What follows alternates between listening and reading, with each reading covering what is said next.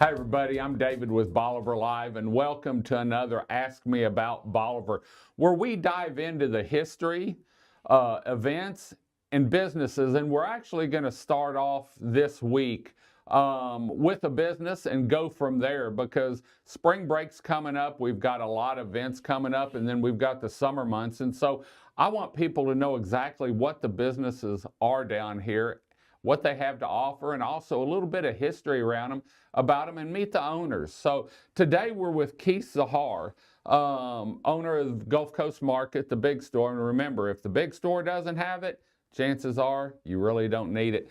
And it's really like that, Keith, isn't it? Well, I hope so. That's my goal. That's what we've been that's what we've been striving for, and the customers have kind of helped make that happen. So Let's talk about, and we're going to make it through Ike, but let's start about it talking, Dan, and how you ended up down here. well, that's this was Dan's idea. We were talking one day, and he said he was going to build a store down here, and I said, how big? And he told me, and I said, you think it'll work? He said, well, there's not one down there. I said, that's what I mean. And he said, well, no, I think it will. And so he proceeded to get it started, and started out about, I don't know, 13,000 square feet, and I was in the grocery business at the time. He was in building. Y'all worked together at another. We did. business. We started out when we were kids. We worked at the Gerlands on Highland Avenue out there by Lamar, and we've known each other since I think I was 17. He was 19. He's about a year and a half older than me, and he was working on a beer truck, hauling beer in, and he was a hard worker. And so I thought, man, we need hard workers. So talked him into coming to work inside the store, and he came to work with us there at the store, and we've been friends ever since. And so anyway, and he was telling me about, building this store, and so he got it open, and I was down here talking to him, just a few days after he opened it up, and I said, man, this thing, you trying to do this by yourself? He goes, yeah. I said, man, that's tough. He said, he asked me if I was willing to come help him, and I said, yeah. I said, think you can afford it? He said, I'll figure out how. And so I came down just a week or so after he got it open, and been here ever since. And so it wasn't easy. I think the only reason we made it, we were like that kid that never fell off a bicycle till somebody told him about gravity. Everybody said we wouldn't, and they were right, but somehow we did. We struggled through the first 2 years. We weren't able to pay all our bills, but we paid all the employees and paid the taxes, and we got past the rough part. But I want to tell you, in the wintertime, when you saw 3 cars go by, that was a fairy line. Back then, there wasn't very many people here at all. That's where you stand out. You know all of them too, probably. Yeah. So it grew from there, and you expanded. How did you decide where you wanted to expand the areas? Well, when Dan and I came from the grocery business, and so we knew the grocery business, but it didn't take us long at all. It didn't take us very much time at all to figure out that's not a grocery store. We started realizing the product mix and the way people bought things. Like, we don't do very much meat business. You would think that we do, but percentage-wise, we do less than half of what a normal grocery store does. But obviously, we do, real good and potato chips and bread. And, right. Obviously we do, beer and some of those kind of items. Unfortunately, cigarettes and beer don't have a lot of markup in them. Right. And meat does. Yeah. So all of a sudden, we've got a mix that's not good for profit. Right. So we've got to figure out, well, man, how do we build your profit up? How do we build profit? We've got decent sales. So we we meandered our way through it and figured out how to make a little money out of it. But we never really were getting rich. But we were able to pay the bills and get the thing off the ground. And then we figured out we could sell general merchandise. And as time went along, customers were asking us for things. And anytime somebody asked us for something, we put it in and gave it a try. Well, and I know whenever I had my problems with my blood sugar, and you said, hey, if there's something you need, let me know and I'll get it that you can eat, because there's just one of you, but there's a whole lot more people down here that are diabetics. And I know you've been good on, several people have made comments to me, even now, they ask you for something and you do everything you can to get it in the store. There's two ways we decide what we're going to carry. The main way is if people ask us for stuff. The second way is we take we just added 100 new items to the store this week. Once a year or twice a year, we'll come in and pick the top 100 items that are moving, out of our warehouse, and we'll check to see if we've got them yet, and if we don't, you'll put them in. We'll work them in, and we'll delete the bottom, 100 items. Okay. Or we'll look through our warehouse, and if we haven't sold a case in a year, it's time to get rid of it. That customers are tired of that item, or they just don't move anymore. Mm-hmm. If you can't sell 12 packages of one item in a year, unless it's a specialty item, yeah, then it's time for it to go, and or less sometimes. But we've seen items that didn't move one. We'll mark them. Maybe you'll see buggies in stores, of all stores, where stuff's marked down and gone. That's what everybody does. Yeah. They just mark it down and get rid of it. It's a dead item. People are tired of it.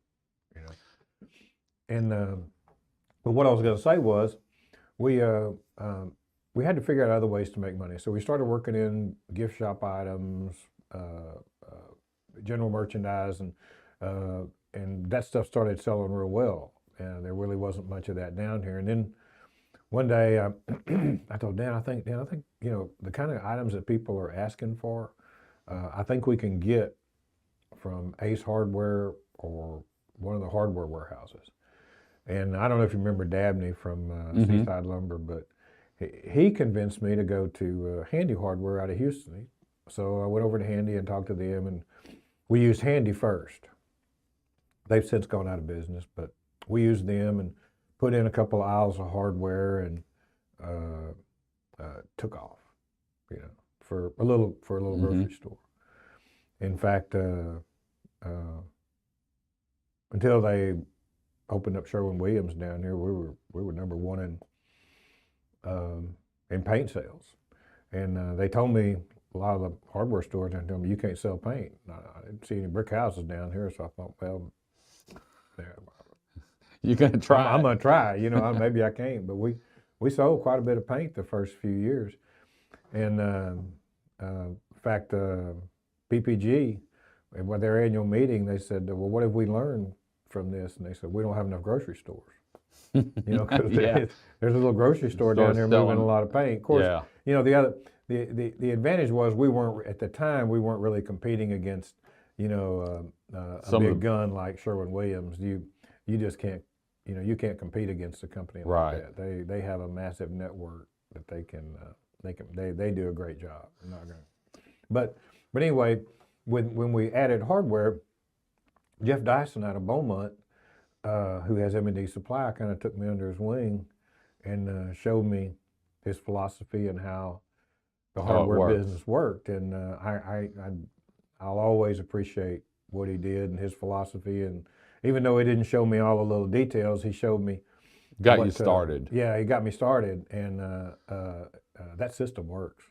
If anybody goes to M&D Supply knows that system works, and so I just copied it. I copied it to work for our niche down here. You don't do what I do.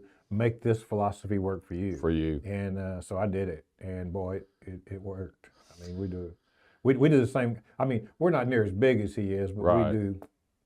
We work that kind of a system.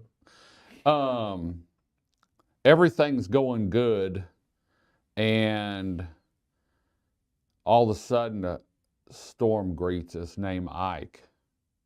And you and I have talked about this several times. Devastating to Bolivar Peninsula, but sort of just washed through the big store. And I can remember pictures and the first time I came back down here, and now we're here, everything's has built up. Now we're back to a third of the houses that were a third of the houses that we had. And we need groceries, we need hardware, we need gas. How did you decide how you were going to build back after Ike? I know one time I made a comment, build it and they will come, and you looked at me like, yeah, but that sounds good, but when you're looking at no one down here in total devastation, it's a whole different ball game. You know, that's another, you know, there was no playbook after Ike. You know, you look at what happened across the United States and all these areas that were destroyed like we were, they didn't come back. You know, even Homestead, Florida's not back like it. You know, before, what was that? Whatever the name of the hurricane was, Yeah. Homestead. You know, Homestead still's not back where it was before it got destroyed. And you know, you look at some of the areas in southern Florida, in southern Louisiana that got destroyed from those hurricanes like Katrina and Rita. They're still gone. But we're back. There's not. But we are. You're exactly right. And I looked at those areas, you know, after they were destroyed, because my warehouse is in Baton Rouge. So I was very familiar with what was going on in Louisiana. And one thing I learned from watching that is after a hurricane, especially a devastating hurricane, the homeowners were waiting for the businesses and the businesses were waiting for the homeowners. Well, who's going to make neither one of them would come back. Yeah. You know, because they were no one would take that. No one would step. take that initiative. And then maybe, I mean, a few people would trickle in, but you know, people wanted it back like it was, and it wasn't happening. And I realized after Ike, I have to come back. I have to put this store back. If this community is going to make it, I have to take the first step to make this thing come back. It's a hard step. I was gonna say. I mean, I got 65,000 square feet. There's not a house on the ground. Yeah. There's no one. The only people here are the people contractors working. You know, David's down there. He's feeding people out of a work trailer, and so is Tiki Bar Chris. And people are down here doing everything they can to keep people working and trying to help. But boy, I'll tell you, it's like being in a third world on an island somewhere that everybody's struggling to try to do what they can to try to make this thing work. And I can't, you know, I'm not looking up. I had people that were employees before the storm, and they're down there trying to help, and then trying to live in RVs and trying to help get this thing together. And you know, I still can't show my appreciation enough to what all they did to try to help make this.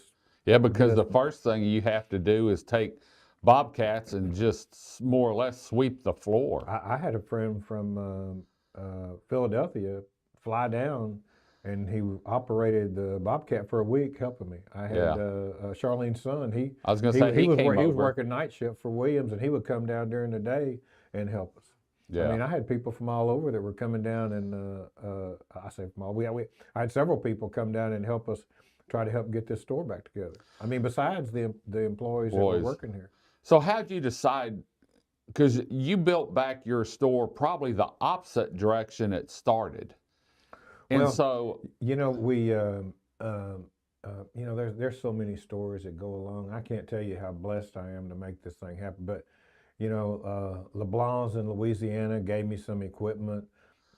Specs Liquor sold me some equipment out of some stores they had. Just practically gave it to me. It didn't cost much at all.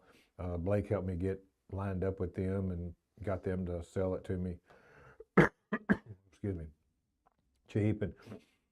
And then other companies we were lined up with.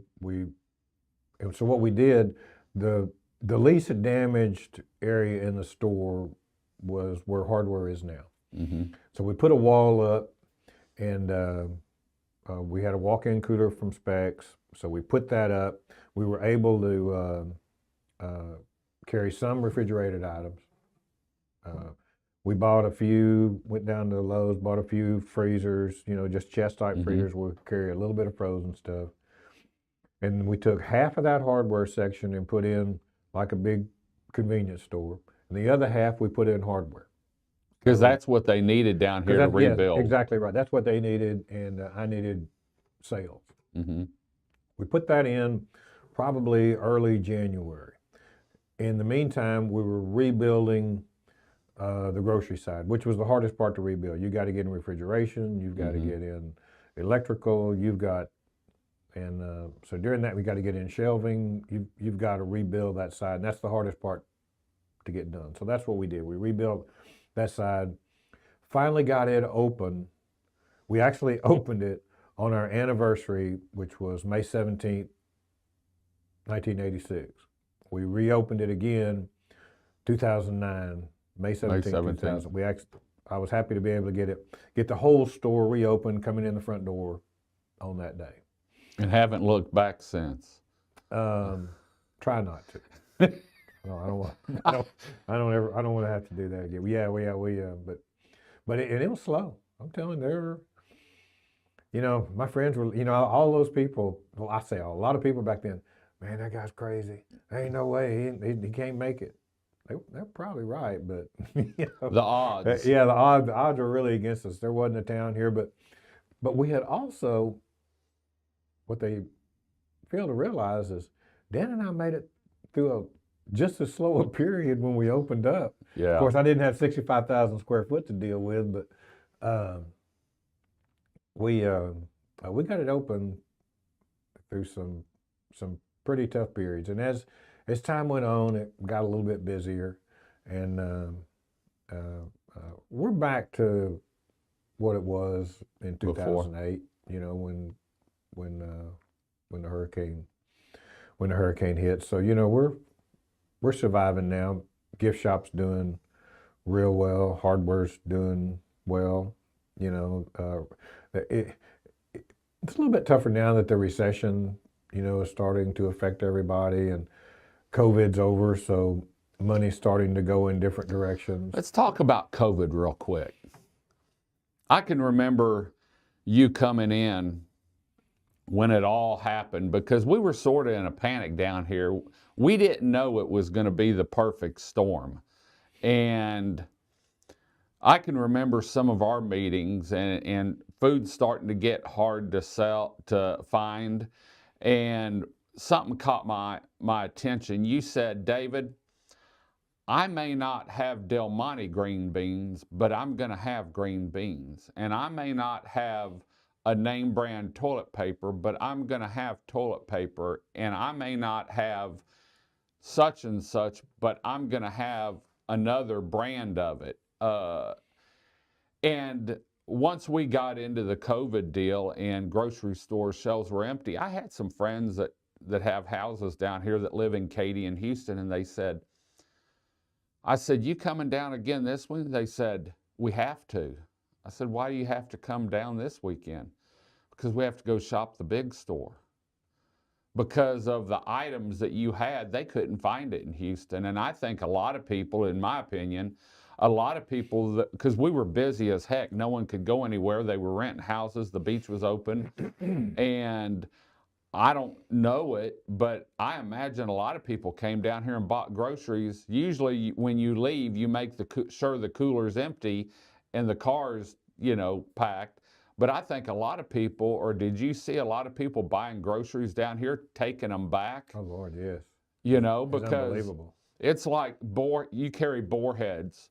And that's a name brand that a lot of people like. And Brian said, I haven't been able to find that in one of the stores up here in probably 6-8 months. I go down to Keith's store. Every time I go in there, he has exactly what we want.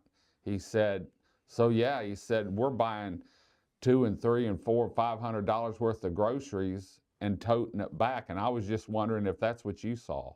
Well, I had an idea that, because you got to remember, I'm an independent guy. I don't have to go up the chain of executives to make a decision. You don't have to buy from a specific place either, do you? I buy from a bunch of different people. While I was watching the news, and I saw where they canceled the rodeo. And I thought, that means Cisco's hung with all that meat because they have to supply the rodeo. So the next day was the day my Cisco rep came in, and I said, what are y'all going to do with all that meat? He goes, oh, man, we don't know. We're thinking about sending it back to Iowa. And I said, you still got it in the warehouse? And he said, yeah. I said, look, I want 3 pallets of that chicken. I want 4 pallets of that hamburger meat. And I just went off all this, and my meat man's looking at me. He goes, oh, because we couldn't get, man, we're getting allocated out of our warehouse. We're getting, and they're buying it as fast as we can get it in the meat counter. Yeah. Next day, here come half a truck full of Cisco meat. And I'd also said, you got any toilet paper? He goes, yeah. I said, fill the rest of the truck up with toilet paper. And it was commercial toilet paper. Well, no, it was toilet paper. It was just single rolls, but at least it was wrapped. It wasn't, just, I saw some of those too, but it wasn't just wrapped. So he sent the whole Cisco truck to me full of Cisco items. Toilet paper and beef. And by the next week, I got with him and I said, what else you got? Oh, they had cleaner, they had, but it didn't take long for people to figure out that they could get a lot of that stuff from Cisco. Because next thing you know, Cisco's running out. Yeah. Yeah. But see, they couldn't sell the restaurants, so they were all that. Yeah, they were looking for anybody. Yeah. And I guess once they figured out that they couldn't sell the restaurants, the next thing they started calling on grocery stores, and they were getting rid of that. They were selling stuff to the grocery stores. You do a lot in the community. Give back I enjoy it. a whole lot in the community. And I can remember when I started some of our conversations, and I've learned a lot from you because I used to just think a week out, 5 days out, or a week out. Now I'm looking at 6 months and a year and 2 years. But what's your philosophy on the community and what you can do for the community? Oh, well, years ago I read this book called The Richest Man in Town. And what this guy did, he wanted to find out if there was a common denominator in all these guys who were the richest men in all the big cities. And one of the things that he asked them, and they were all in unison about, was what was their favorite town? And they all said their hometown. And I thought about that, and I thought, you know what? I know exactly what they mean. Because that's the people you're around, that's the people you care about, that's the people you want to do things for, and because that's the people you come face to face with. That's the people you know their children, you know their families. You've watched them grow up. Yeah, you watch them grow up, and you watch their kids grow. Now that you get to my age, you watch their grandkids grow up. And you want it. It's not like it's not a go. Oh, I'm tired of doing. Oh, they asking me for this. No, you enjoy doing it. You enjoy watching, the fruits of what you've done, be able to do something for somebody else and watch. And sometimes you can't go to all the events, but you're still giving. You got to be a part of it. Yeah. And you enjoy being a part of it. Where do you see the big store in 10, 15 years? I hope I'm here to see it in 10 or 15. So do I. No, But no, I think, bar a storm. I think we're fine.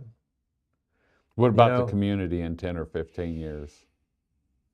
Well, we've gone through a growth spurt, but it's slowing down now. And that's what happens. I've seen that happen maybe 3 or 4 times here since I've been here. They'll, in the early '80s, they moved from beach cabins to beach homes, and then there was a spurt, and then the oil boom died, and everybody was, we had that, where, they had financed all those beach houses, and then they couldn't sell them, and that's the only time I ever actually saw where the prices of beach houses actually fell. I've seen them where they didn't go up anymore, but that's the only time I saw them where they actually fell. And then, and I think we're in in a point right now where interest rates are so high that people aren't purchasing them. Now, cash people are still paying cash for beach houses, but I think the interest rate right now is holding people from buying. But I see that easing pretty soon, and I think people will start purchasing more.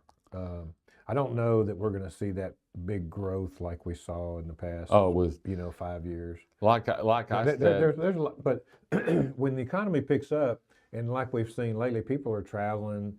Um, People are going to Central Texas. They're getting out. Yeah, there's just more areas to go to. COVID caused people to go to the coast. Yeah. People felt like it was a safer place to be, the breeze. I've said that's for us, and I can remember on, I believe, March 14th or 18th when they started shutting everything down. We actually had TV commercials scheduled and didn't even know it. And everyone was in a panic down here. And then all of a sudden the doors opened up, and they were open for about 2.5 years. 2 years I know good. It was a boom for the grocery business nationwide. Was it? Yeah, it was. If you could get it. If you had product to sell, you could make some money. Because people weren't going out to eat; they were eating at home. Everybody in the grocery business, Walmart included, whenever they said, when the politicians came online, said, all right, the restaurant business handles 50% of all the food business in the United States. So when they shut down the restaurant business, everybody in the grocery business just kind of look at one another. We can handle this. Yeah. And then when politicians got on TV and said, all right, go to the store and buy 3 weeks supply, everybody's looking at one another. You come buy all you want. The shelves are going to be empty, but nobody said anything, and everybody's going, all right, we'll do the best we can, but we're not going to turn down the business, but there's nothing going to be here. And the people in that business are kind of going, what kind of idiots are running this? Why would say? Yeah. Of course, I guess they just didn't know. I guess they just thought it was magically going to appear on the shelves, But everybody learned pretty quick that get it while you can. Yeah, well, they don't have the sharpest people in Washington. If there's one thing, we're going to wind this up for now. If there's one thing you wanted people to know about the big store, what would it be? Well, we're here to serve you, and we don't always do everything perfect, but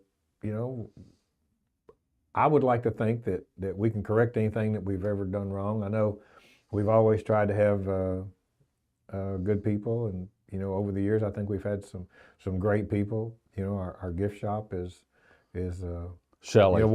Shelley, one of the bright spots of our store and hardware, and of course, our meat department and grocery department are just.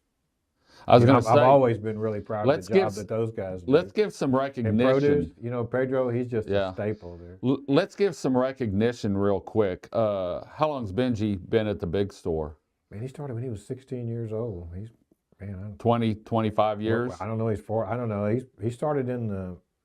He actually started. He's from Winnie. He started in the Winnie store, so that was maybe 1990. Okay. Maybe before. Wendy. Well, she started when she was 16 years old. And I'm not going to say how old she is. No, I won't walk in this store if you say she's that. She's well over 30 years. I'm not sure if it's 35 yet. You've got, well, we've got to say Joe, because Joe came on here in the last couple years, but he's sure, I don't know what you want to call it. There's several people there. Jones been there years, and Ruben's been there since he was 16, and Didn't been there Ruben, since he was 16. And Ruben started help build the store, didn't he? Was he one of the... that's how we got Pedro and Ruben. There was a guy named Ricky too, and we were pouring a slab out back, and when I needed some people to tie steel, and Dan shows up with a truckload of guys, and Ruben and Pedro and Ricky. And they're still there today. Ricky's not. Ricky left after Hurricane Ike. He's working at a store in China now, but Ruben and Pedro. And I think maybe Oscar. Of course, Oscar's gone now too. I don't know if Oscar. No, I think Oscar. And lives in then Tim Bolivar. upstairs has been with you for a long time too, hasn't he? Oh, I've known Tim since he was 12 years old. We've been Yeah. friends since I were teenagers. Yeah, and I've seen that at some of the restaurants around here, like Brandy up at Stingery, and some of them up there, they've been there since for years and years, and Yeah, a so long time. well, When I first moved here, Dan and I were down in Bolivar, and I think we were talking to Tinker, and the Strimple sisters were in. I don't know if they were twins. They were in the store, and I don't know if it was me or Dan, but they were talking about, tired of these tours, or something. Something was said. So one of us looked at the ladies, goes, well, how long do you have to live here to be a local? I mean, without missing a beat. She spun around and said, 5th generation. And I thought, well, she made a heck of a point. She wasn't going to bend on what it took to be a local. But I think the issue is, when you're young, and you're having a good time, I think it's all the same. When you get a little bit older, you get a little bit tireder of everything going on, and then when you get old, you just don't want to deal with all the confusion. It doesn't really have anything to do with tourism. You're just tired of the confusion. So but all these tourists, that's what affords us all these luxuries over there. Whatever we get, we get because of it. And it takes both. We have to have. And it's we've seen it come, and we're seeing it. Head count may be down a little bit now. We've opened. Last March we opened twice as many seating capacity for the restaurants. If you wanted to go out and eat, they opened up a couple new businesses down here. Did that affect your business any when we doubled our seating capacity down here on restaurants? Or do you think we grew enough? I don't know that. Since September is the first time I've had any, leveling effect in business. Over the past several years, we've had an increase in business. And we've had a lot more people down here too. Yeah, 23 but September, and I've looked across county-wide sales tax records. Galveston County has had, sales tax revenues have been down across the county a little bit. So, I think it's just the economy, in my opinion, nationwide. Yeah. Well, Keith, thanks for joining us, and definitely thanks for everything you do in the community. And you are a big part of Team Bolivar and what we've been able to do over the years. If you're coming down, whether it's for a weekend getaway, week-long vacation, don't worry. You could come down here without a suitcase, and you can go to the big store and get the food you need. You can get the clothes you need. You can get the toothpaste, the fishing rods. More or less, if you lost your luggage on a plane, you can go to the big store and replace it, plus some. So the big store is located in the middle of Crystal Beach, Texas, 2385 Highway 87. You can visit them on their website at www.thebigstore.us, and they sponsor all of our morning feeds here on Bolivar Live, so I thank you for that. So, well, I'm going to head on out and go up and get some chicken at the deli, because that's the best chicken there is. It's good chicken. Good chicken. Until next time, I'm David with Bolivar Live. Y'all have a great day, great week. Come see us. God bless, and bye-bye. The Big Store, located at 2385 Highway 87 in Crystal Beach, Texas, on Bolivar Peninsula. If you're on Bolivar Peninsula and you need anything, stop by the Big Store, where you'll be greeted by a staff of smiling faces and a staff that's eager to help you find what you're looking for. The Big Store is a fully stocked grocery store with fresh fruits and vegetables, meat department with hand-cut steaks, canned goods, dairy products, frozen foods, and beer and wine. The Big Store is also home to a gift shop, camping and fishing supplies, RV supplies, tools and hardware and home goods, all under one roof. The Bolivar Peninsula Superstore, like they say, if the big store doesn't have it, chances are you really don't need it. For more information on the big store and their weekly sales ad, please visit www.thebigstore.us.